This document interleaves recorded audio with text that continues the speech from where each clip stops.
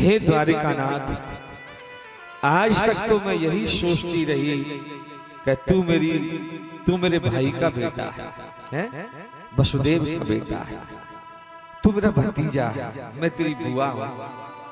पर द्वारिकानाथ, महाभारत के युद्ध के बाद मुझे पता चला कि तू मेरे भाई का बेटा नहीं है, तू तो सारी दुनिया का बाप है, तू तो साक्षात परमात्मा है।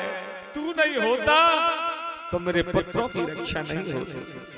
विशाल महागणे पुरुषाद दर्शनाम असत्सभायाम वनवास कृच्छते और मृधे मृधे अनेक महारथास्त्रो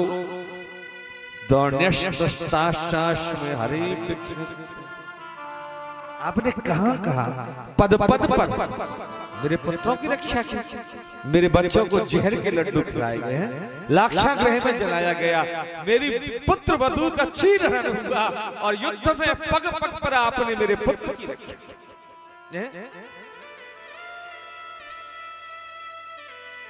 कर्ण जब अर्जुन से युद्ध कर रहा था साहब, और कर्ण के बाण पर सर्प आया,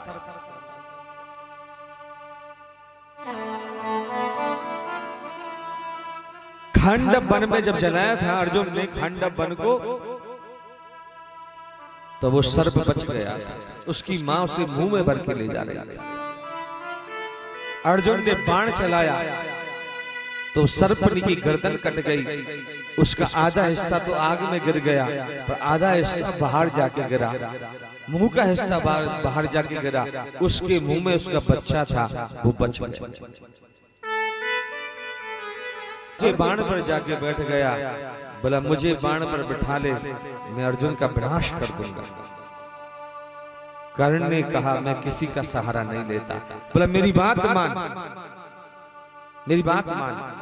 कर्ण ने कहा ठीक है, और बाण खींच करके, और जैसे कर्ण ने छोड़ा, भगवान ने देखा कि साक्षात अर्जुन का काल आ रहा है।